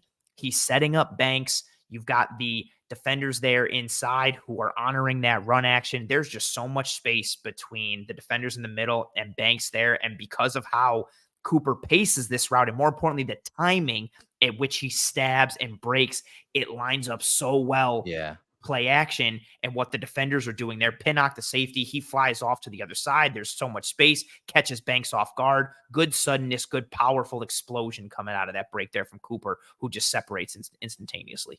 Yeah, so you can still see it. It is there. Yes. And so watch this play. And now we're gonna get beyond just the releases and stuff at the line of scrimmage. Now we're getting into some route running. Now watch him sell the route with his eyes here. Stacked set to the top of the screen. He's working vertically. Now, this guy is keeping an eye on Cooper here because they basically are, playing over the top of him. So watch him sell initially vertically, but then sell his eyes across like he's going to run across. So now this defender kind of, relaxes a little bit. And then you see Buddha start to trigger on that. But then watch what Cooper does.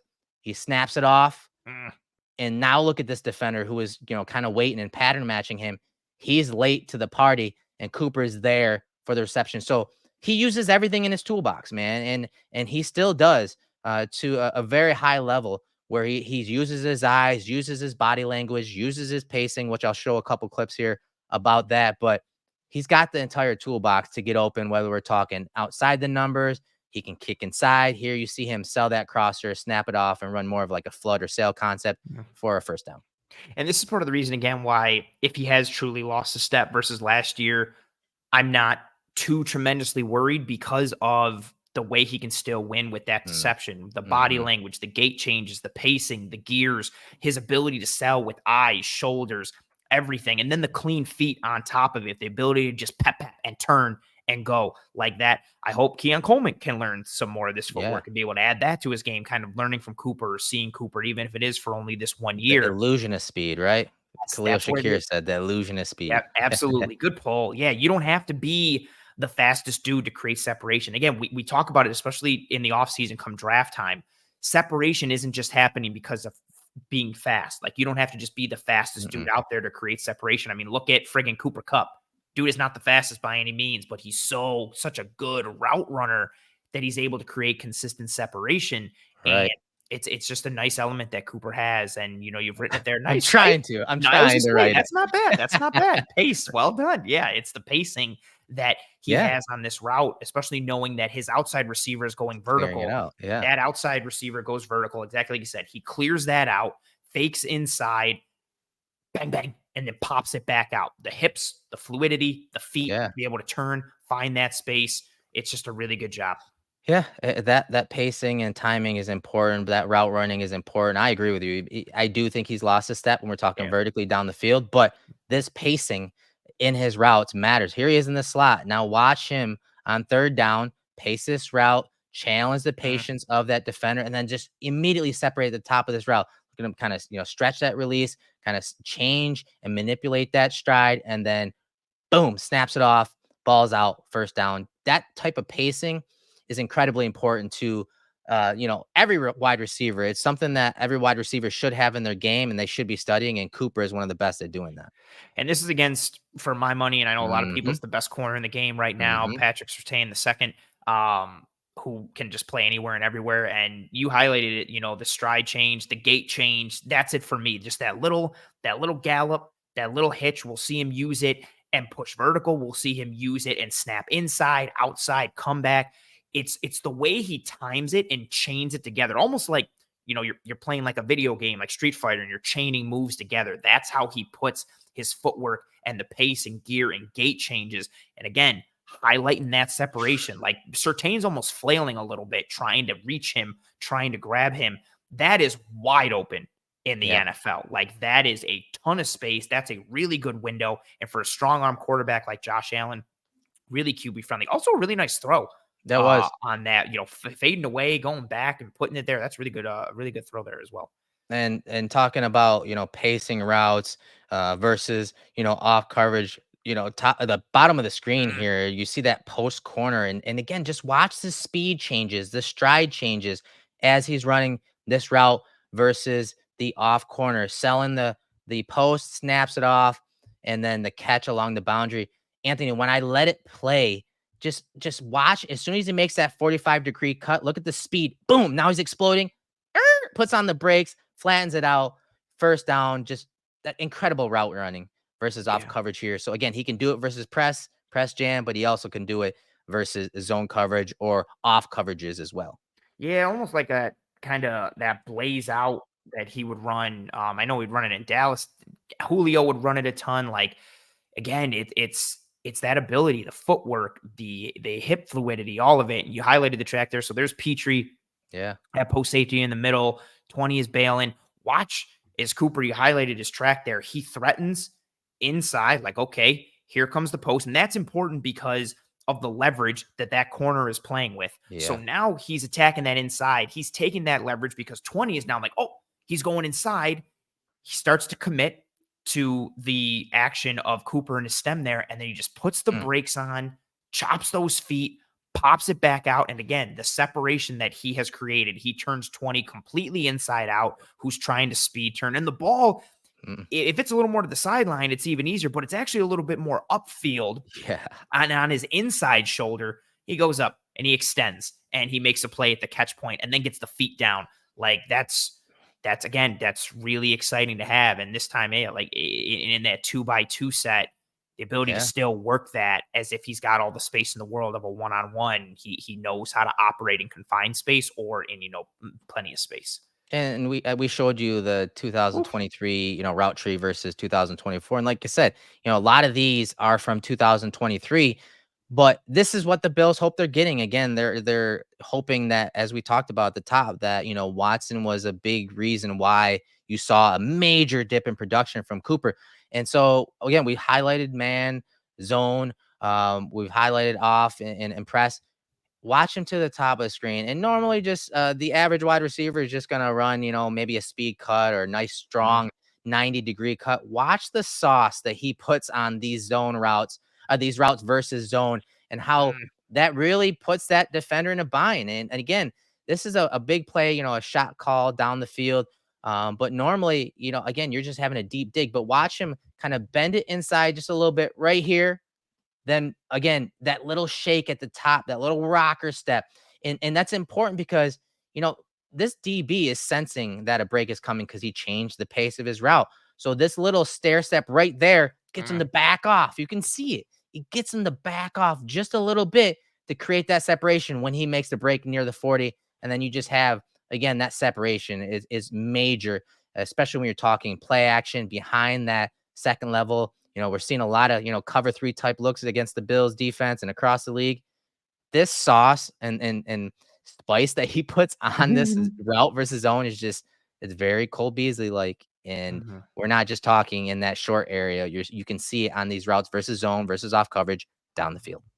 Yeah, just I don't have too much to add with it. Like how you highlighted it, it backs that corner off, almost freezes him a little bit because he's like, oh, like let me respect that upfield movement. Let me respect that element that he's bringing, and that's Bill's favorite and Bill's legend, Levi Wallace.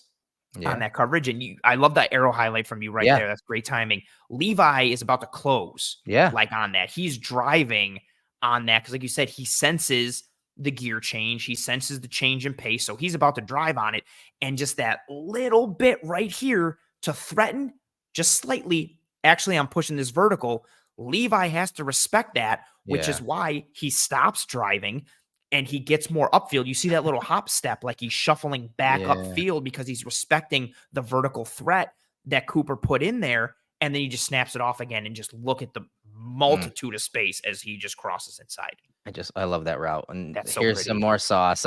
Some more sauce versus off coverage here, bottom of the screen.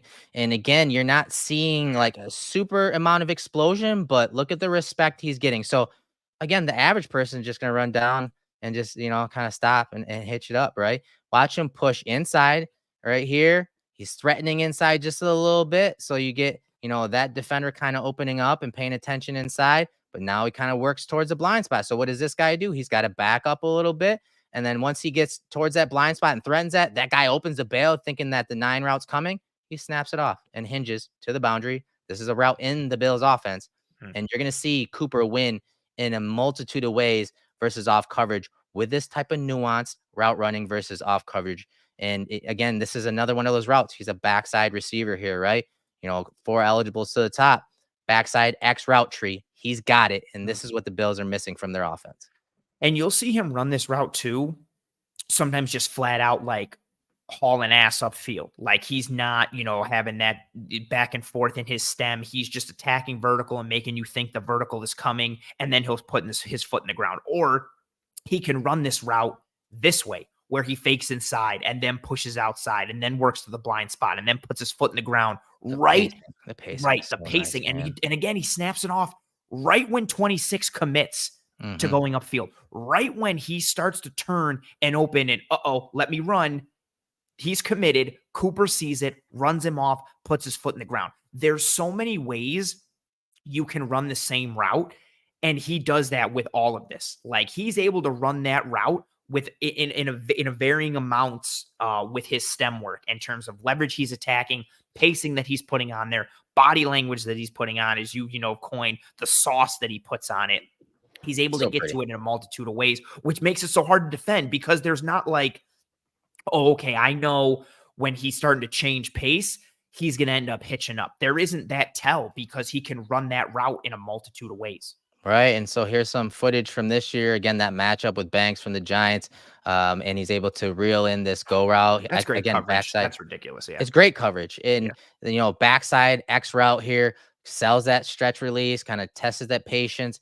And the defender opens up and it's great coverage. Really good throw and late hands. You'll see it from the end zone angle. The late hands here really, I think, clinch this play.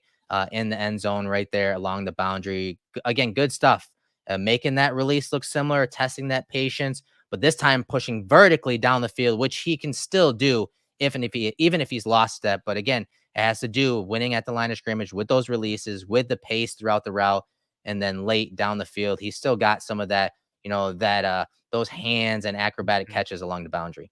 Yeah, and he needed him on this one. Great call with the late hands. It's the highlight of this one, and him timing it with the feet to be able to get this down inbounds. And I think this also speaks to a little bit of what we talked about earlier. Like, and granted, it's he's pushing towards the red zone and the boundaries back there, so he's not able to fully potentially open it up if you wanted to play devil's advocate. But Banks is stride for stride with him. And you'll see that a lot, from him this year. When he pushes vertical, he's not running away from guys. He's not pulling away from guys. That just means, you've got to win in other ways. And he does here with the late hands. Like, this is Stephon Diggs-esque with those late hands. Like, Banks is right there, super sticky, in phase, but he has no idea the ball is coming because Cooper doesn't indicate it until literally the very last moment. And then for him to have that and get his feet down is beautiful. And you highlight Tyler Nubin, post safety there. The space is over the top, above Banks, one-on-one, on the outside, because that safety's holding the middle there. That's where Cooper has to get to. He gets to it. Good ball from Watson. Kudos to him, even though he's a horrible person. And a really nice play from Amari Cooper. Yeah, same game. Go boundary along, a go route along the boundary. Once again, a really good coverage. But you see Cooper able to play through the physicality and then time it and Moss Banks on this one along the boundary. Just again, the full route tree. He's got it. He can win in a multitude of ways. And do I think he, puts up career numbers this year? No, I do think it's going to take him some time to get acclimated to the Bills offense, but he is going to affect game plans when he's in the lineup. He's going to affect game plans, even if he doesn't have the entire playbook.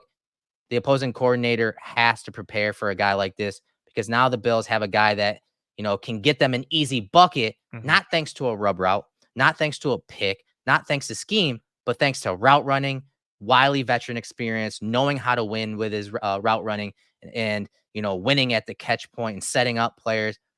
He's got a little bit of everything, and I think he just inserted into the Bills offense. He's going to affect the game plan of the opposing defensive coordinator every single week. Absolutely. He is a threat to win one-on-one. He is a threat to go get a bucket. And again, like we talked about, how that starts to open things up for everyone else and what it opens up for Brady schematically. And again, just to be devil's advocate, that previous play, a little bit what we talked about earlier, not holding the red line too much, kind of forces a tight window throw. So not the most QB-friendly route or stem, but then he makes a very QB-friendly play by going up and getting it and then tapping that inside foot, that right when he clicks the heel, like Dorothy in Oz, and just taps that. It's real pretty. But again, it's an awesome play, but he has to make that play because he left the quarterback very little room to fit that ball in, which because again, he hates the quarterback. That's why. That's true. You can say it. You know what? I don't doubt it. Like, especially if you read some of the things, it's tough. And again, we talk about it all the time when they're like, oh, what do you guys think so-and-so thinks? It's like, I don't know, man. Like, all I'm doing is looking at the tape. All we're doing is watching on the field stuff. That's all we can evaluate. We don't have the tape of locker room interactions and who's got handshakes with who and who hates who. But I again, like we talked about, I don't doubt that maybe some of that played into it. Yeah. But what are some other things? Again, we generally like to highlight the positives, why they're trading for a guy like Amari Cooper.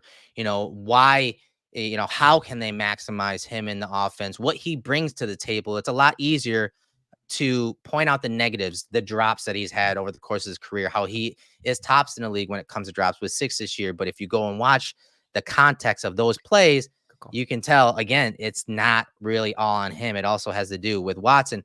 But what are some things that maybe stood out from, his film this year and last year over the course of his career that are the negatives or areas of opportunity or things that may creep up when he is inserted into the Bills offense? The big one for me, and again, we've alluded to it a bit, is the lack of like pull away speed or runaway speed. I don't think, he's a 4.4 guy. I think it was a 4.42 coming out of Bama. But I never really saw him as a burner, but he had good, like if you got him a ball on a slant and you took a wrong angle, he could house that in a hurry. You saw that a lot with Oakland, even saw it with Dallas to a degree. So the lack of, I think, kind of game breaking speed or true vertical speed concerns me a little bit. But again, some of that is mitigated or balanced out by, okay, he's not a guy that won only because of his speed. It was a nice little added bonus or an added piece to his skill set, but that's not the only reason he won. He wasn't just throwing 99-mile-an-hour heat. He knew how to throw a changeup and work in the slider and how to pitch effectively and hit the corners. That's a big one for me. The red line holding and some of the technical aspects bothered this me. Year especially, this year especially. And that's one for me that I don't think you tie in, again, because of how he's regarded and how he normally operates. Maybe it is tied into he's checked out a little bit, which is a whole nother conversation. That's also a big one for me. For somebody who is so technically sound and technically refined and is a very professional route runner, that's kind of a basic level thing. Like we expected from Keon Coleman, like, okay, you're a rookie learning some of the finer points. That was a big one for me. And especially because he doesn't have that pull away speed, it ties into it with that for me as well, because if you're not getting over the top of the corner and allowing them to stay in phase, and you're also allowing them to squeeze you to the boundary, that can limit you a little bit. And especially with how what we're expecting from Allen and expecting from Cooper in terms of fitting into this offense. So those are the two big ones for me: the lack of just game-breaking vertical speed or burner aspect, and then the lack of like kind of holding the red line from a technical perspective, and how those two coalesce into one. Man, I couldn't agree more. I do think he's lost a step vertically. The red line stuff this year just showed up a bunch. And again, I think that does tie to that lackadaisical approach and lack of detail in some of his assignments and route running. And Because again, he knows that. Like he yeah, man. knows that Yeah. he shouldn't be drifting. Yeah, and there's some, film from 2023 where, there's a lot of film of a safety playing over the top, and then there's a guy at the line of scrimmage, and they're bracketing him. They're rolling that safety over the top, and he's still pulling, away from and splitting those brackets and double teams. You're not seeing that as much this year. If you go watch that Dallas game, they did a great job of bracketing him and not letting him pass through the gray area of that, that overlap of the safety in the corner. With a rookie corner too, Kalen Carson Yes. from Wake Forest, who actually did a pretty good job on him. So you see that the drops are a thing. And let me bring up the stats here. And again, keep in mind the sample size, but according to True Media, if we're looking at his drops from 2020 to 2024 specifically, and we're looking by the depth of the pass, so 0 to 9, 10 to 19, 20 to 29, and 30 to 39 yards down the field, and I scroll over and you look at the drops. So from negative 1 yard or under, only one drop. It's a 5.6% drop percentage. Most of his drops are in that 0 to 9 range. Again, he's targeted in that area a bunch. So 17 in 0 to 9 yard range. That's about 6%. That's not awful.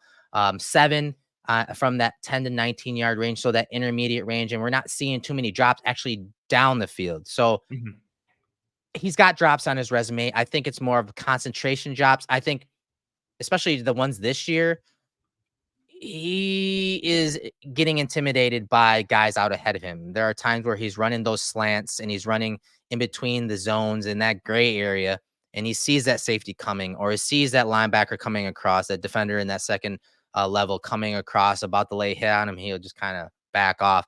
I think most of his drops are because of that. He hears the footsteps coming from that next defender, and so he'll lose concentration. He'll drop some footballs. I think that's probably the biggest nitpick about him, is he does have some drops.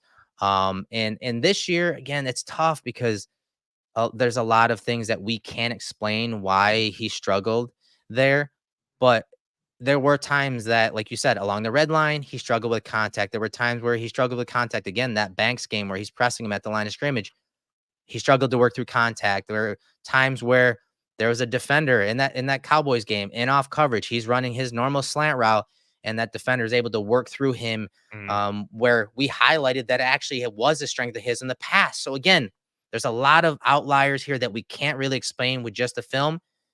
Let's hope that the Bills get the 2023 and previous versions of Amari Cooper. And even if they don't, it's a low risk play. Yeah. They're not paying him a lot. They didn't give up a bunch. It's what they needed. He's a perfect answer for what they needed. Bravo to Brandon Beane for making this trade. Yeah, and the Browns converted about $19 million of his $20 million salary this year to a signing bonus back in March. So the Bills are only paying Cooper $806,667, which is nuts. And also wild. It is wild. Also to put his drops into perspective. So he had 10 drops back in 2017. Since then, from 2018 through 2023, the most drops that he had in the season was 7 back in 2019. He's already got 6 drops this year in 6 games. He has a drop percentage of 20% this year, obviously astronomically high. His previous highest drop percentage was in that 2019 season of 8.1. So again, if you really are trying to tie in the silver lining of it. Again, this does come back onto him, like we talked about, but maybe he is checked out. He's frustrated. You're seeing, a lack of effort or a lack of conviction in how he's operating because of the system that he's in and the environment that he's in and so on and so forth. Because again, there are some just wild aspects to the numbers and some of the things that you're seeing for him that really are, again, not to be homers or anything, that are truly uncharacteristic of his play and who he is from a technical perspective and from a, execution perspective. And you have him highlighted there on this one. Oh, let's go through them. Coming across let's go here. through the 6 drops real quick before we get out of here, just to give you some context to this. So he's running across here versus the Eagles, and the ball's a little high, hits both of his hands. But I think this one, although it is high and it's hot, he's going to have these type of throws from Josh Allen. I was going to say, this is going to happen. This is going to happen. He's got to catch this. Both hands are on the ball, away from the frame. I expect Amari Cooper, a guy of his stature, to make this catch. Would you agree with that one?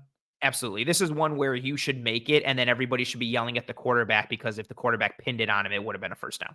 Right. So here's a slant flat pattern, bottom of the screen, low throw. Again, this is a bread and butter slant route, low throw into the zone. And I don't think this is on him. This is low. It's hot. Yeah, this one's terrible. This one's on the quarterback. This one sucks. That's exactly right. This one sucks. This one's on Watson. I wouldn't even put that. I wouldn't even charge that to Cooper on that one. No. Let's see. That's a really harsh drop assignment there from True Media. That's rough. Yeah, that's tough. Bottom of the screen, we talked about this one. Pretty good route. I don't know if he's running 50% here. Pretty good route. Still sells it. We talked about how that little stem affected Levi Wallace. Look what it does to the corner here on this play.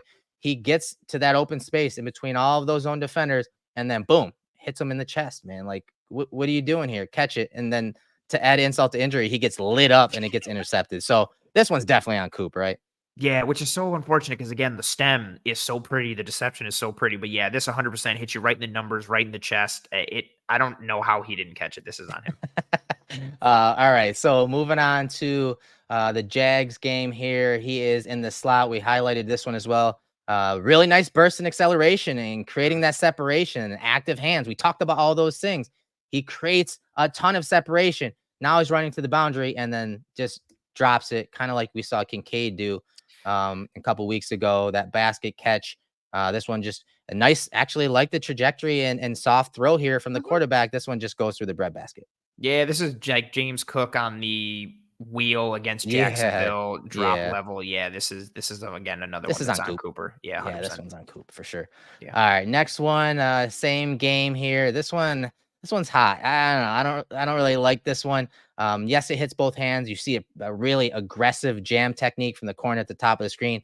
You see him beat the hands, get behind him. I don't know. Maybe the pressure is why Watson got rid of this so quickly. But you see Coop do a good job of working back to the ball, being QB friendly, but the ball is hot, it's high, and he does drop here. I'd like to hear your thoughts on this one. This one I could go either way because it does hit both hands, but he did attack the ball, and it goes incomplete there. What are your thoughts on this one? First of all, I really like the initial pressure from Josh Hines-Allen. Well done there. I'm going to charge it to Cooper. Yeah. I think what gets him on this one, ironically, working back to the ball, I think hurts him because it almost causes like a harder angle and if he stays upfield, I think it's a little easier. So again, maybe a miscommunication where Watson thinks he's going versus where Cooper is actually going. It is high. It is tough. I do think this is on Cooper. That's fair. I like I said, I was on the fence either way on that one. Bottom of the screen here. This one you'll see that I think this is tough. Not the one I was thinking of. So this is the double move. This is definitely I think this is on Cooper. This is on Cooper. And again, we saw Josh, miss Matt Collins in a similar manner. But I do think this route was so filthy too, nice. Man. And you know what's nice too? This came late in the game when they were down by like 30 or easy high 20 plus. This is like the last drive of the game late in the fourth.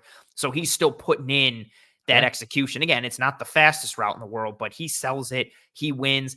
It is an outstretched catch, and you're trying to make that running full speed downfield. Quarterback got lit up too. He had to get rid of it when he did. He got absolutely crushed. So this is a good throw from Watson, considering he's getting lit up and he's throwing it as Cooper is making his break. But that's as a helmet is in his chin.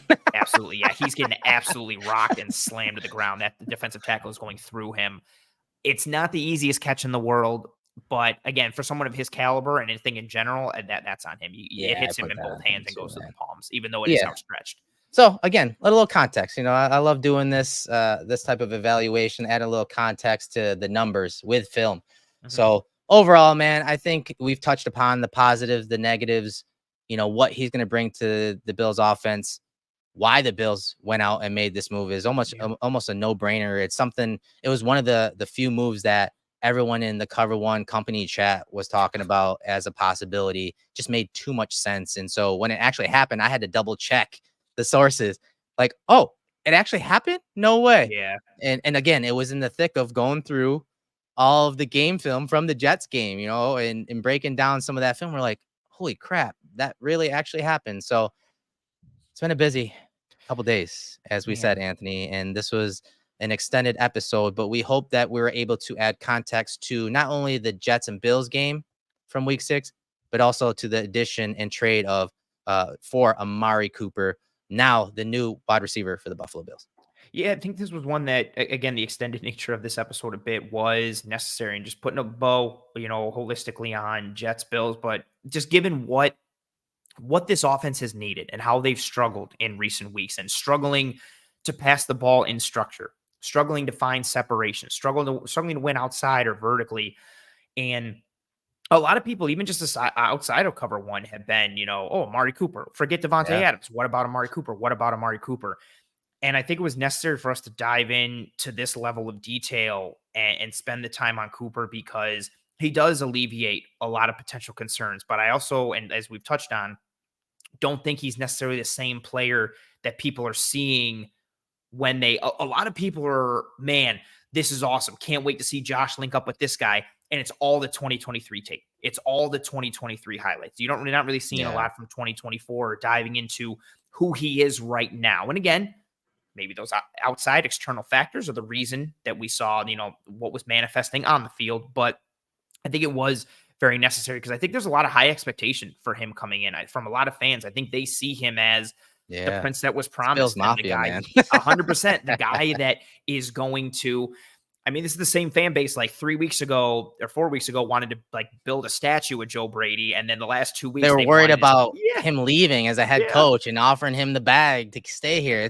There's quite the swings when it comes to being a fan of Bills Mafia or when it comes to being a content creator for Bills Mafia, man. It's a ride. It's a ride. And so I agree. I think it's fair that, we show some context, we show some film and some numbers that temper the expectations a little bit to kind of pull the reins back. And as AQ always says, pump the brakes a little bit because again, there were some struggles this year. And again, we'll find out, the true player that he is this year as a 30-year-old wide receiver now with one of the best quarterbacks in the league.